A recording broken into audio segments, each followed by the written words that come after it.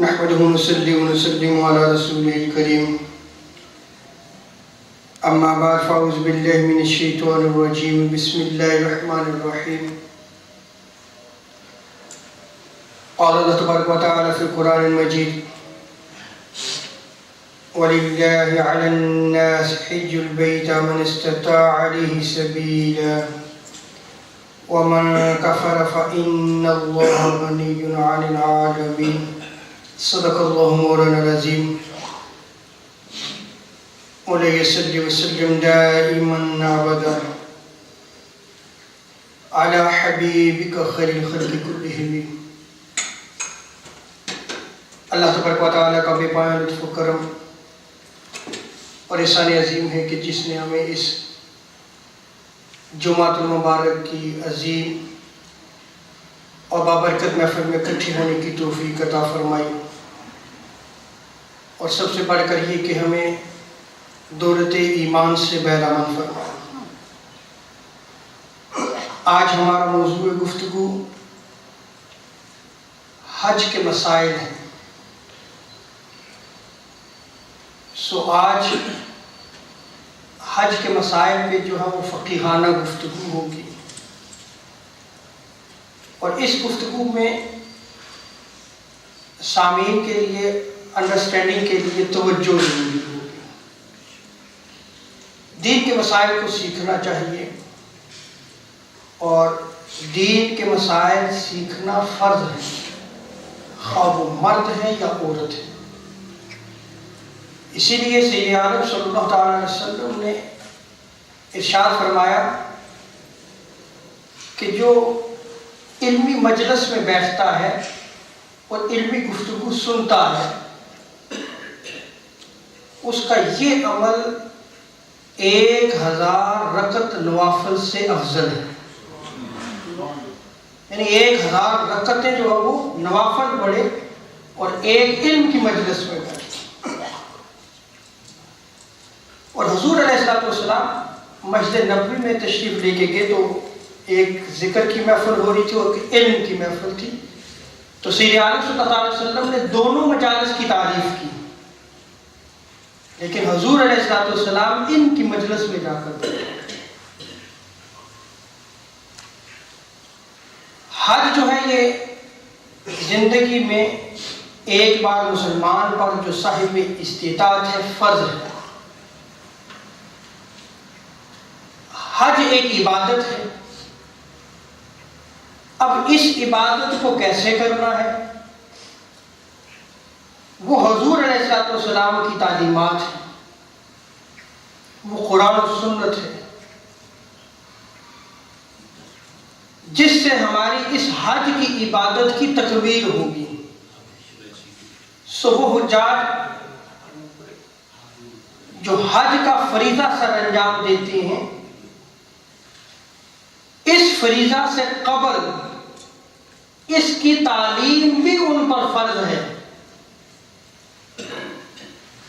تاکہ جو ہے وہ ان کا حج جو ہے وہ مکمل ہو، اور ان کا حج مقبول ہو، حج مبرور ہو، جس کے بارے میں سید عالم صلی اللہ علیہ وسلم ارشاد فرماتے ہیں کہ حج مبرور وہ ہے کہ جسے رب تعالیٰ قبول بھی فرماتا ہے اور جس سے اس کی زندگی کے گناہوں کو رب تعالیٰ معاف فرماتا ہے.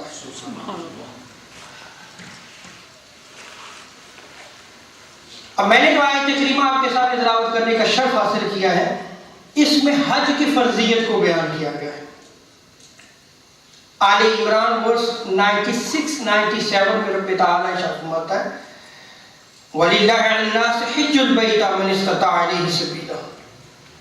جو اللہ کے راستے میں استطاعت رکھتا ہے، صاحب استطاعت ہے، اس پر بیت اللہ کا حج کرنا لازم ہے. اور وہ اللہ کی رضا کے لیے، اللہ کی خوشنودی کے لیے، اس کو راضی کرنے کے لیے بیت اللہ کا حج ضرور کرے. سیدنا ابو ہریرہ رضی اللہ تعالی عنہ سے روایت ہے، مسلم شریف کتاب الحج میں اس روایت کو نقل کیا گیا ہے، جامع ترمذی، سنن نسائی، ابن ماجہ میں اس روایت کو نقل کیا گیا ہے. حضور علیہ السلام نے خطبہ ارشاد فرماتے ہوئے ارشاد فرمایا ایھا الناس قد فرض علیکم الحج فحجوا، اے لوگو تم پر حج فرض کیا گیا ہے لہذا تم حج کرو۔ ایک شخص بارگاہ مصطفیٰ صلی اللہ علیہ وسلم میں بیٹھا ہوا تھا، اس نے عرض کی کہ یا رسول اللہ یہ حج کرنا ہر سال فرض ہے؟ راوی بیان کرتے ہیں کہ 3 مرتبہ اس شخص نے حضور صلی اللہ علیہ وسلم سے سوال کیا اور حضور نے خاموشی اختیار رکھی، سکوت فرمایا۔ پھر حضور نے فرمایا کہ اگر میں نام کہہ دیتا، ہاں کہہ دیتا، تو پھر تم پر ہر سال حج کرنا جو ہے وہ فرض ہو جاتا اور تم جو ہے وہ یہ نہ کر سکتے، تم اس کی استطاعت نہ رکھتے۔ اور پھر حضور صلی اللہ علیہ وسلم نے ارشاد فرمایا کہ تم سے پہلی امتیں اسی لیے جو ہے وہ ختم ہوئی اور تباہ و برباد ہوئی کہ وہ کثرت سوال کیا کرتی تھی انبیاء کرام سے اور انبیاء کرام سے اختلاف کیا کرتی تھی۔ اب اس حدیث مبارکہ میں جو مسلم شریف کی حدیث مبارکہ ہے جہاں حضور صلی اللہ علیہ وسلم کہ اگر میں ہاں کہہ دیتا تو ہر سال جو وہ حج فرض ہو جاتا، یہ حضور کا اختیار میں ہوا، تاجدار کائنات صلی اللہ علیہ وسلم کا اختیار ہے یہ کہ اگر حضور ہاں کر دیتے تو پھر ہر سال جو وہ حج فرض ہو جاتا۔ پھر آگے حضور علیہ السلام نے ارشاد فرمایا فَإِذَا أَمَرْتُكُم بِشَيْءٍ فَأْتُوا مِنْهُ مَا اسْتَطَعْتُمْ وَإِذَا نَهَيْتُكُمْ عَنْ شَيْءٍ فَدَعُوهُ، میں جس چیز کا تمہیں حکم دوں اپنی طاقت، اپنی استطاعت، اپنی قوت کے مطابق اس پر عمل کیا کرو، یہ حضور کا فرمان ہے۔ اب جو حضور علیہ السلام نے اپنی سنت سے، اپنے اقوال سے مسلمانوں کو جو ہدایت کا راستہ بتایا ہے، جو صراط مستقیم کی عظیم دولت عطا فرمائی ہے، حضور نے اس کے بارے میں کیا ارشاد فرمایا کہ تم اس پہ عمل کیا کرو۔ آج مسلمان اپنا گریبان جا کر دیکھے کیا وہ عمل کرتا ہے؟ کیا جب حدیث سنتا ہے اور فرمان رسول ہوتا ہے اس فرمان رسول کے بعد اس پہ وہ عمل کرتا ہے؟ یا حضور نے ارشاد فرمایا کہ میں جس سے روکوں اس سے رک جاؤ، کیا وہ اس سے رکتا ہے؟ اگر نہیں رکتا تو پھر ایمان بڑا کمزور ہے۔ اب اس آیت کریمہ میں جو صاحب استطاعت ہے، جس پر حج جو ہے وہ فرض کیا گیا ہے، اس سے مراد کیا ہے؟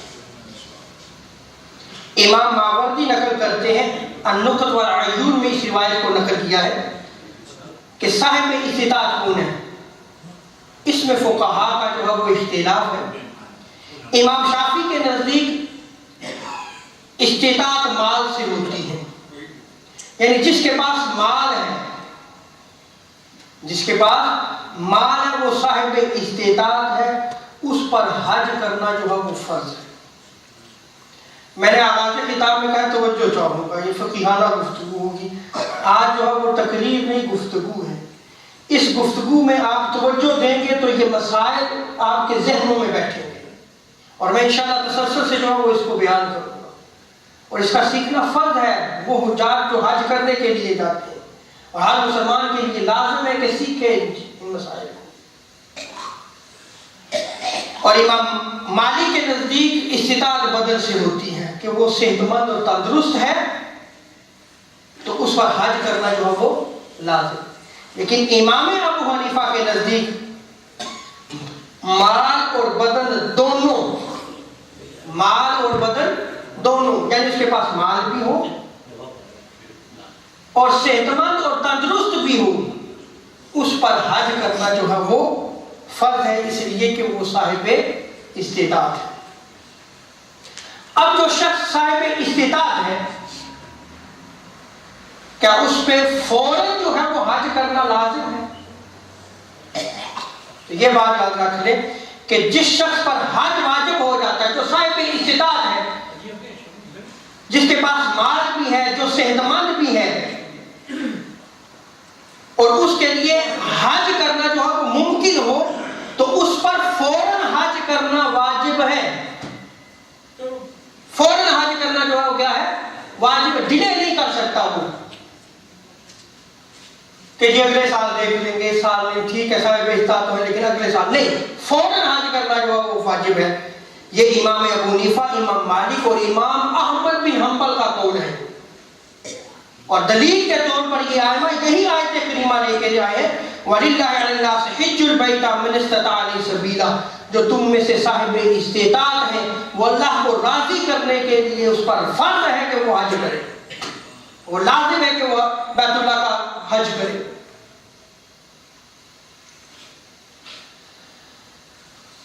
یہ تو قرآن مجید کی آیت سے فقہاء نے استدلال کیا ہے۔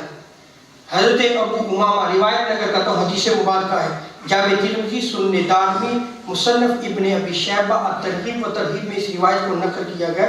قال رسول اللہ صلی اللہ علیہ وسلم من لم يمنعه من الحج حاجة ظاہرة او سلطان جائر او مرض حابس، حضور ارشاد فرماتے ہیں کہ جس شخص کو حج کرنے سے نہ ظاہری ضرورت روکے، ظاہری ضرورت کیا ہے کہ اگر وہ شادی شدہ ہے تو نابالغ بچے جو ہیں، بالغ نہیں نابالغ بچوں کی کفالت اس پر لازم ہے، اس سے اگر زائد ہوگا تو پھر جو ہے وہ صاحب استطاعت ہوگا، لیکن اگر ان کی ضروریات پر پوری کر رہا ہے تو وہ صاحب استطاعت نہیں ہو رہا۔ تو حضور کیا فرماتے ہیں کہ ظاہری ضرورت اس کو نہ روکے، اور نہ ظالم بادشاہ اس کو روکے، اور نہ کوئی سخت بیماری اس کو روکے۔ فَمَاتَ فَلَمْ يَحُجُّ فَلْيَمُتْ إِنْ شَاءَ يَهُودِيًّا وَإِنْ شَاءَ نَصْرَانِيًّا، اسی حالت میں وہ مر جاتا ہے، حج نہیں کرتا۔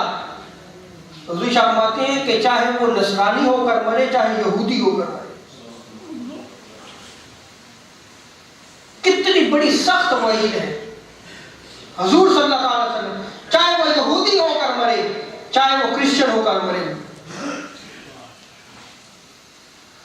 تو جب وہ صاحب استطاعت ہوا اس پر فوراً حج کرنا فرض ہے، لازم ہے، یہ ڈیلے نہیں کر سکتا اس کو۔ آپ دیکھ لیں بہت سارے صاحبان استطاعت ہیں، صاحب استطاعت ہیں لیکن حج نہیں کرتے، اللہ تعالیٰ انہیں توفیق عطا فرمائے۔ اور حضرت ابن عمر دوسری روایت نقل کرتے ہیں رضی اللہ تعالیٰ عنہما، جامع ترمذی ابواب الحج میں اس روایت کو نقل کیا گیا۔ ایک شخص نے عرض کیا یا رسول اللہ کیا چیز حج کو واجب کرتی ہے؟ حضور نے ارشاد فرمایا سفر خرچ، حج کا جو سفر خرچ ہے اگر اس کے پاس وہ موجود ہے اور سواری تو اس پر حج جو ہے وہ واجب ہے۔ تیسری روایت نقل کر رہا ہوں، مسند احمد بن حنبل، سنن ابو داؤد میں اس روایت کو نقل کیا گیا۔ حضور فرماتے ہیں من اراد الحج فلیعجل، جو حج کا ارادہ رکھتا ہے اسے چاہیے کہ وہ جلدی حج کرے۔ جو صاحب استطاعت ہو گیا ہے، اس کا ارادہ بن رہا ہے، پھر وہ رکے نہیں، ڈیلے نہیں کرے، بلکہ کیا کرے؟ حج کرے۔ اور ہمارے ہاں معمول کیا ہے کہ صاحب استطاعت ہوتے ہیں پھر عمرہ جو ہے وہ کرنا شروع کر دیتے ہیں، نہیں، پہلے فرض ہے، عمرہ جو ہے وہ سنت ہے، پہلے اس فرض کی ادائیگی کو آپ کریں۔ اگر آپ صاحب استطاعت ہیں اور اس ادائیگی سے فارغ ہونے کے بعد آپ عمرے بھی کریں، نوافل حج بھی ادا کریں۔ اور حضرت عبداللہ ابن عباس کی روایت میں آتا ہے، مجمع الزوائد میں اس روایت کو نقل کیا گیا ہے، حضور فرماتے ہیں کہ فرض حج جلدی ادا کرو، اس لیے کہ کیا معلوم کہ آنے والے وقت میں تمہارے ساتھ کیا پیش آتا ہے۔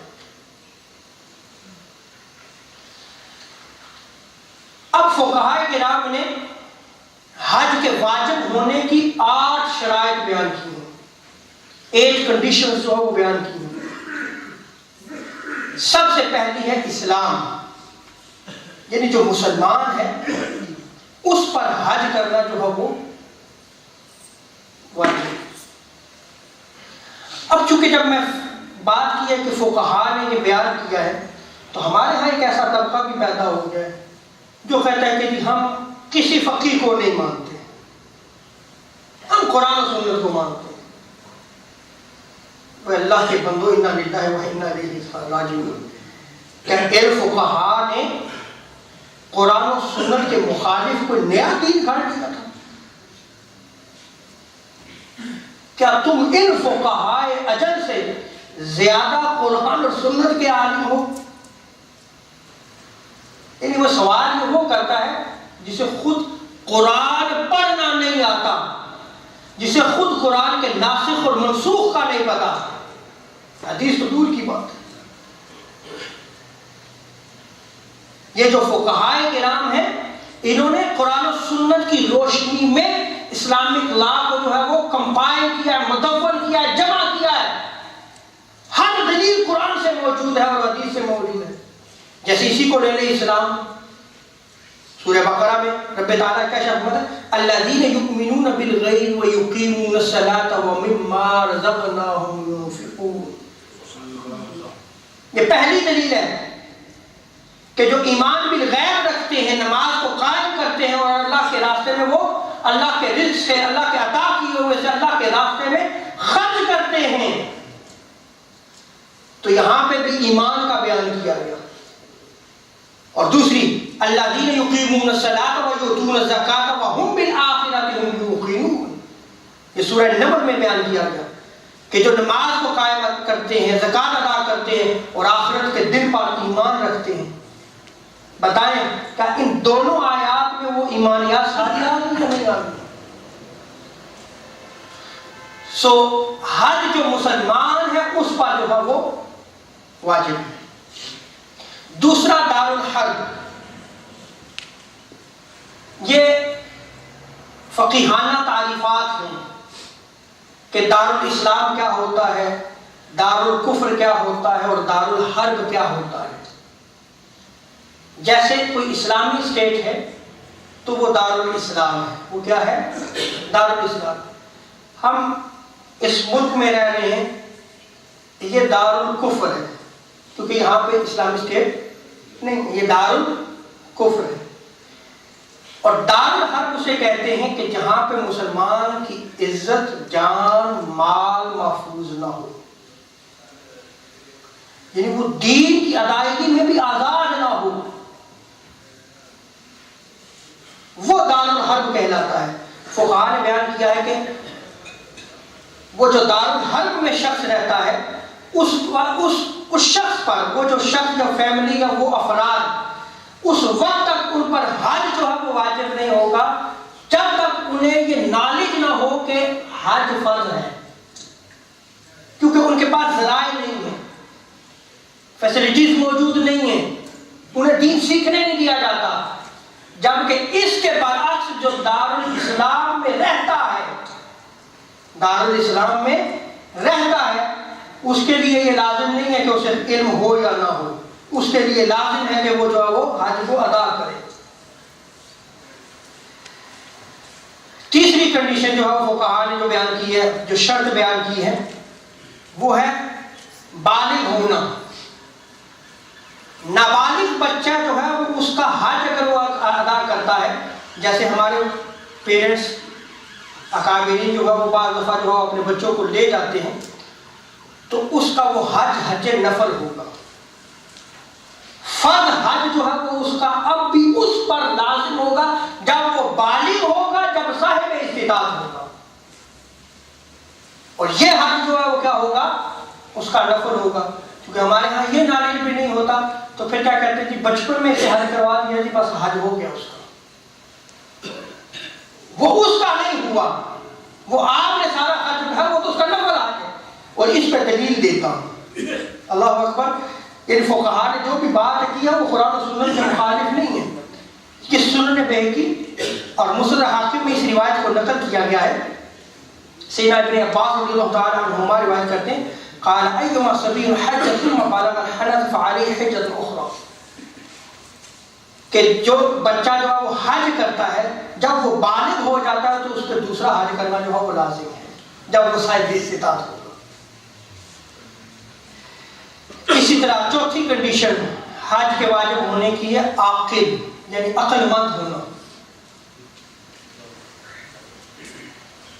جیسا کہ سیدنا عبداللہ بن عباس رضی اللہ تعالیٰ عنہ روایت نقل کرتے ہیں، سنن ابو داؤد میں اس روایت کو نقل کیا، حضور شاہ فرماتے ہیں کہ 3 بندے ایسے ہیں جو مرفوع القلم ہیں، یعنی جن پر عبادت فرض نہیں ہے.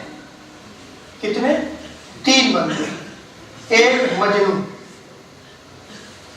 پاگل جسے کہتے ہیں، جسے ہوش ہی نہیں، لیکن وہ جب ہوش میں آ جائے گا تو وہ مرفوع القلم نہیں رہے گا. بعض دفعہ ایسی کنڈیشن ہوتی ہے کہ بعض اشخاص پہ کہ کچھ وقت کے لیے جو ہے وہ کیفیت طاری ہوتی ہے، پھر وہ ختم ہو جاتی ہے. جب ختم ہوگی تو عبادت فرض، جب نہیں ہوگی، جب وہی کنڈیشن آ گئی تو پھر کیا ہوگا؟ وہ پھر مرفوع القلم ہو جائے گی، ان پہ کوئی عبادت فرض نہیں. اسی طرح سویا ہوا شخص، ایک شخص سویا ہوا ہے اور اس سے فرض عبادت نکل جاتی ہے تو وہ مرفوع القلم تھا. کیا تھا؟ مرفوع القلم تھا، یعنی اس پر عبادت فرض، وہ تو سویا، اسے پتہ ہی نہیں. اور اسی طرح حضور شاہ فرماتے ہیں کہ بچہ یہاں تک کہ بالغ ہو جائے، یہ بھی مرفوع القلم ہے، اس پر عبادت جو ہے وہ فرض نہیں. آگے فقہا جو ہے وہ 5ویں شرط بیان کرتے ہیں کہ وہ آزاد ہوں. جب اسلام اس دنیا میں پھیلا، اس دور میں انسانوں کو غلام بنایا جاتا تھا. تو دیکھیں اسلام میں کس قدر وسعت ہے، کیونکہ غلام کسی کے ماتحت ہوتا تھا. تو کیا حکم دیا؟ بھئی تمہارے اوپر حج جو ہے وہ واجب نہیں ہے، لازم نہیں ہے، کیونکہ تم آزاد نہیں.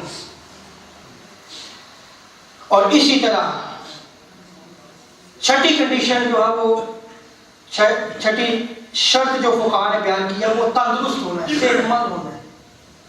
میں نے آغاز خطاب میں اس کو بیان کیا نا کہ جو ہی حج جو ہے وہ واجب ہو جائے، وہ صاحب استطاعت ہو، وہ فوراً حج کرے، ڈیلے نہیں کرے. ہمارے ہاں جو وہ کلچر جو بنا ہوا ہے ہمارے بڑے سے پاک گوئند میں، ہم بوڑھا ہونے کا انتظار کرتے ہیں. ہر چیز میں، ہم نماز میں بھی، حج میں بھی یہی حال ہے. اور پھر آپ اگر دیکھیں جو حجاج جاتے ہیں تو بڑے صغیر پاک و ہند سے جو اکثریت ہوتی ہے وہ جوانوں کی نہیں ہوتی، وہ بزرگوں کی ہوتی ہے. دین کا نالج نہیں ہم حاصل کرتے، جبکہ یہ کنڈیشن ہے کہ وہ تندرست ہو. ایسا بوڑھا جو خود سواری پر نہ بیٹھ سکے، فقہا کہتے ہیں اس پر حج جو ہے واجب نہیں ہے. یعنی جو شخص خود سواری پہ نہیں بیٹھ سکتا، اور اس کنڈیشن میں بھی پھر جا کے جو پھر حج کیا جاتا ہے.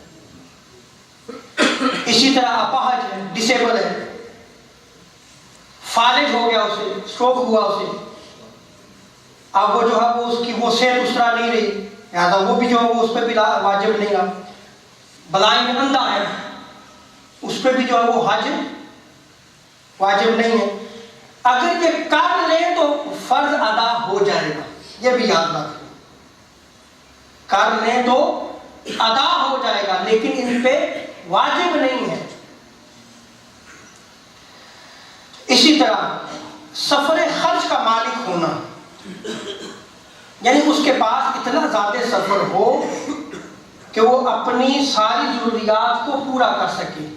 اب کتنا سفر خرچ ہو، اس کو حدیث مبارکہ میں بھی، جیسے حضرت عبداللہ ابن عمر کی روایت کو میں نے نقل کیا، ایک شخص نے پوچھا یا رسول اللہ حج کب واجب ہوتا ہے؟ تو حضور نے کیا فرمایا؟ کہ اس کے پاس سفر خرچ ہو اور سواری بھی ہو. سفر خرچ سے مراد یہ ہے کہ حج کرنے والے کے پاس اتنا مال ہو کہ جو اس کی رہائش، ریزیڈنس، کپڑوں، ڈریسنگ، نوکروں جو اس کے ورکرز ہیں، جو اگر کوئی فیکٹری ہے، کوئی دکان ہے، جو بھی ہے، اور گھر کے سامان اور دیگر ضروریات زندگی سے زائد، اس سے زائد اس قدر ہو کہ وہ سارا سفر حج اور سارا سفر خرچ پورا کر سکے، اس پر جو ہے وہ حج لازم ہے.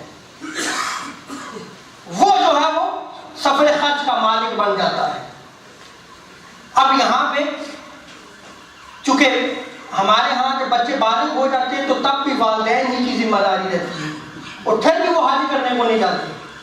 اب یہ بھی سمجھیں اس چیز کو فقہاء نے اس چیز کو بھی بیان کیا ہے کہ بیوی اور نابالغ بچوں کا خرچ پورا کرنا مرد پر لازم ہے،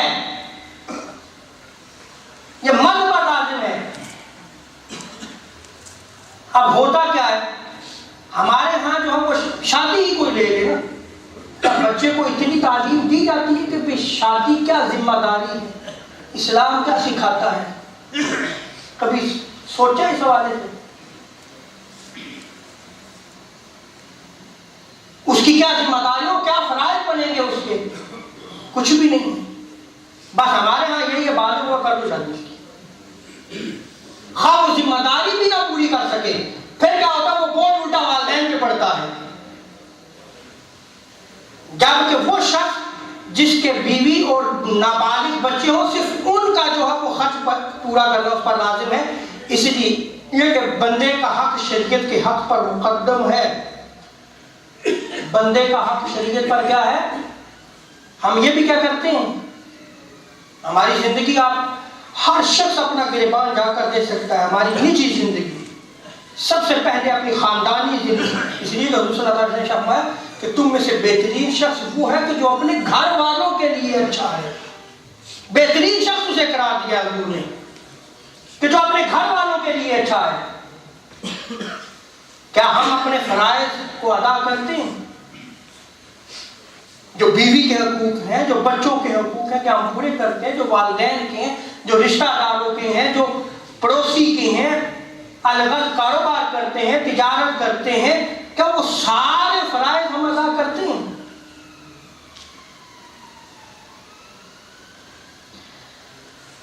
اللہ اکبر، اللہ اپنے دین کو سمجھنے کی توفیق عطا فرمائے۔ اور سواری کا ہونا بھی جو ہے وہ لازم ہے۔ اور 8ویں شرط حج واجب ہونے کی وقت ہے۔ کیا ہے؟ وقت ہے۔ حج کے ایام میں ہی حج جو ہے وہ ہوگا۔ اب یہ جو میں نے بیان کیا ہے، یہ حج کے واجب ہونے کی جو ہے وہ 8 کنڈیشن، 8 شرائط جو ہے وہ بیان کی گئی ہیں، لیکن اس واجب کو ادا کرنے کی شرائط بھی ہیں۔ اس واجب کو جو واجب ہوا ہے، جو 8 کنڈیشن ہے، اس کو ادا کرنے کی شرائط ہے کہ راستہ پیسفل ہو، جس وے سے آپ جا رہے ہیں وہ پیسفل ہو، امن ہو، یا ایسا نہ ہو کہ آپ لٹ جائیں، یا اگر آپ جو ہے وہ جا رہے ہیں آپ کی عزت جو ہے محفوظ نہ ہو، ایسا نہیں، پھر آج جو ہے وہ نہیں ہوگا۔ سو راستہ جو ہے وہ پرامن ہونا چاہیے۔ دوسری اہم چیز بیان کر رہا ہوں، توجہ چاہتا ہوں، اور میری مائیں بہنیں گھروں پہ سن رہی ہیں یہ چیز، اور اگر سن رہی ہیں تو خدا کے لیے اسلام کو اسلام رہنے دیں، ذرا کان کھول کے سنیں اسلام ہمیں کیا سکھاتا ہے۔ اسلام یہ ہے، اتنی چھوٹی سی بات یاد رکھیں کہ اپنی مرضی کو دین پہ قربان کر دے، اپنی مرضی کو دین پہ قربان کر دے، اپنی مرضی نہیں ہے۔ عورت کو مکہ تک جانے کے لیے اگر سفر 3 دن یا اس سے زیادہ کی مسافت ہو تو اس کے لیے لازم ہے کہ اس کے ساتھ اس کا محرم ہو، یا اگر شادی شدہ ہے تو اس کا شوہر ہو۔ اس کے علاوہ جو ہے وہ اس پہ حج کرنا لازم نہیں ہے،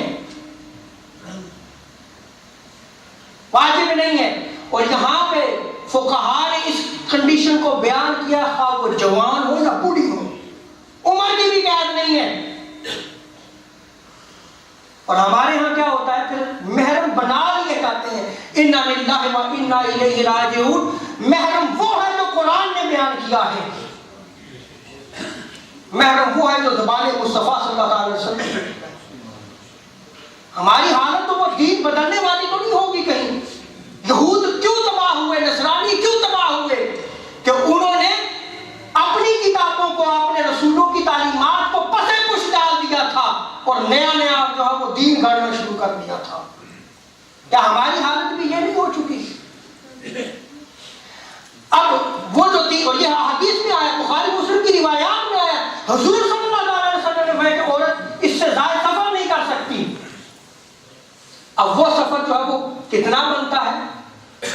مفتی شفیع دیوبندی اوزان شریعہ میں لکھتے ہیں کہ وہ 45 شرعی مائلز اور انگلش جو ہے وہ 48 مائلز بنتا ہے، جبکہ سیدی اعلیٰ حضرت رحمۃ اللہ تعالی علیہ فقیہ ہند فرماتے ہیں کہ وہ 57.5 مائل بنتا ہے، 57.5 مائل بنتا ہے.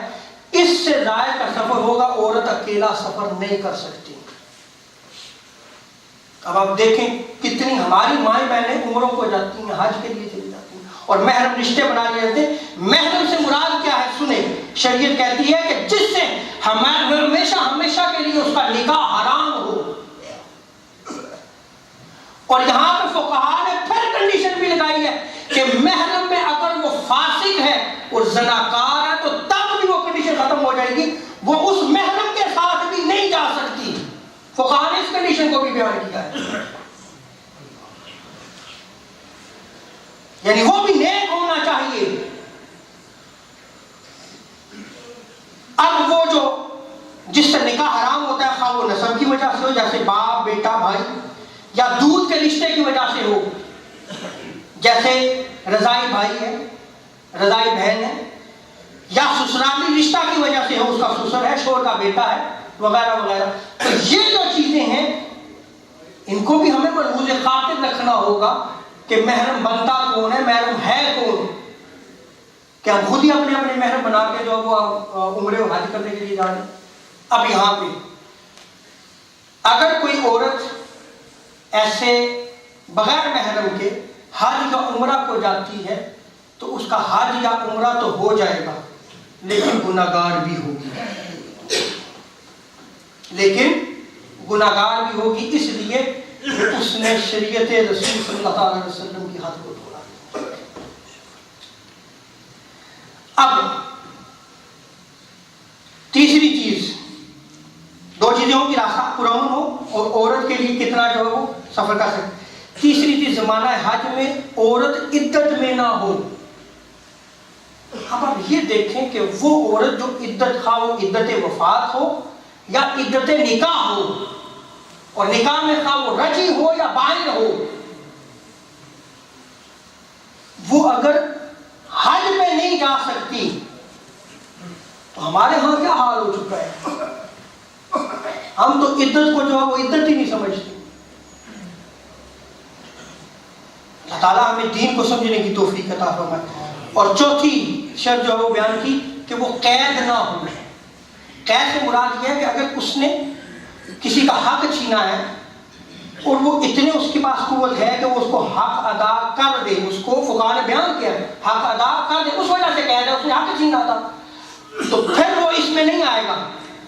وہ حق ادا کرے، صاحب استطاعت ہے تو فوراً اس پر جو ہے وہ حج کرنا جو ہے وہ لازم ہے، واجب ہے. اللہ تعالیٰ ہمیں دین کو سمجھنے کی توفیق عطا فرمائے. اگلے جمعہ مبارک میں بھی یہ حج کے مسائل پہ ہی میں بیان کروں گا اور دیگر مسائل جو ہے وہ انشاءاللہ تبارک و تعالیٰ بیان کروں گا. یہ ریکارڈنگ بھی ہو رہی ہے، یہ ریکارڈنگ ہوئی ہے. اللہ تعالیٰ جو ہے وہ آپ کو قائم و دائم رکھے. تو حج کرنے سے قبل آپ اس کو بھی سن سکتے ہیں. اور میں نے ابھی مسائل بیان کیے، انسان ہے بھول جاتا ہے، الانسان من النسیان. تو آپ جو ہے وہ اس ویڈیو کلپ سے جو یوٹیوب پہ موجود ہیں، اور ہماری جامع مسجد بشر کی جو ویب سائٹ ہے اس میں بھی جو ہے الحمدللہ ورک ہو رہا ہے، اور اس میں بھی جو ہے یہ ویڈیو کلپ جو ہے وہ ہم جو ہے وہ ڈاؤن لوڈ کر رہے ہیں. انشاءاللہ اس پہ جو ہمارے حافظ صاحب ہیں ماشاءاللہ زندگی سے وہ ورک کر رہے ہیں. تو یہ آپ دین ہے، اس کو سیکھا کریں، اس میں شرم کی بات نہیں ہے.